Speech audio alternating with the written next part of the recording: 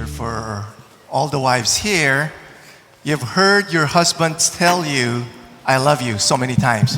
Am I correct? Right? Oh, some women, some wives are doing a thumbs up sign there. That's good.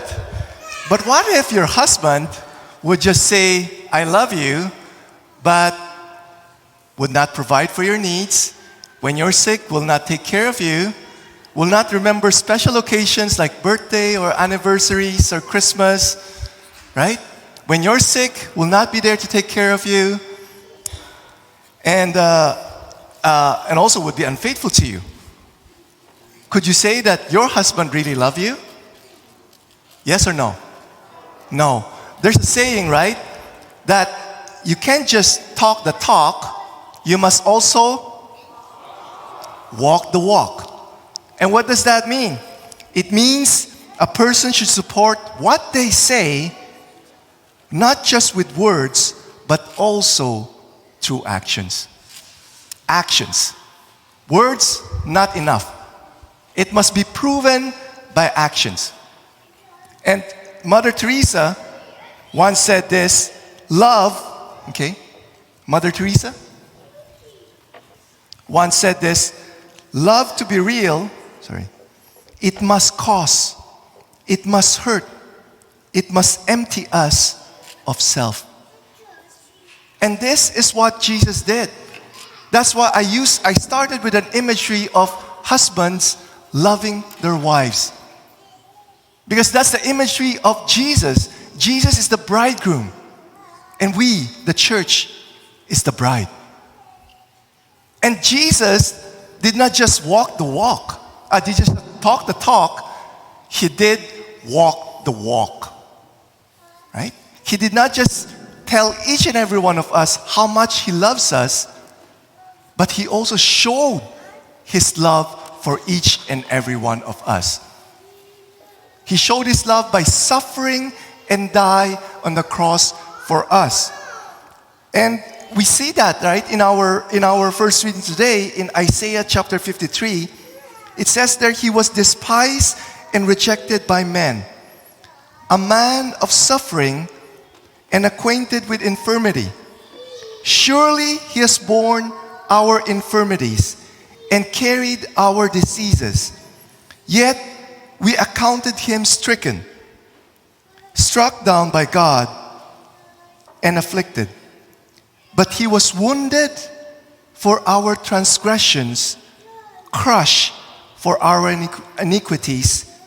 Upon Him was the punishment that made us whole. And by His bruises, we are healed. You see the love of Jesus for each and every one of us? Okay?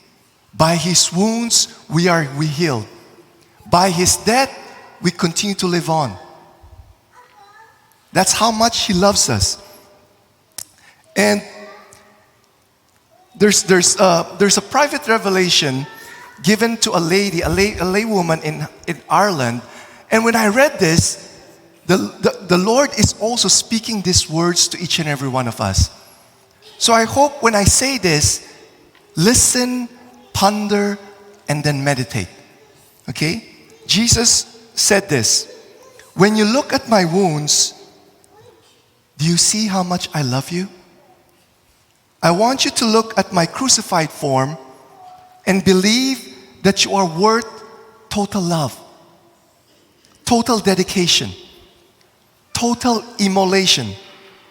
You're worth everything there is and everything there will be. Any sacrifice is acceptable when it comes to your eternal life. Many people will be saved through my sacrifice, and I will be in intimate relationship with them for eternity. But I hope for something more. I hope that you will begin an intimate relationship with me now. That's why when Jesus, one of the last words of Jesus on the cross is, I thirst. Jesus is not thirsting for water. Jesus is thirsting for our love. He wants to be in an intimate, personal relationship with each and every one of us. Okay? St. Augustine once said this: if you were the only person on earth, Christ would have still suffered and died for you. Remember that. Remember God's personal, unconditional, eternal love for each and every one of us. So we're going to be going through the veneration of the cross. I encourage you, gaze on that cross. Gaze on that crucified form of Jesus.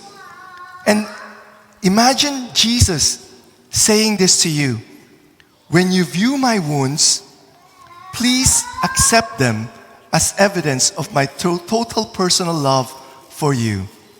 And I long to have an intimate relationship with you.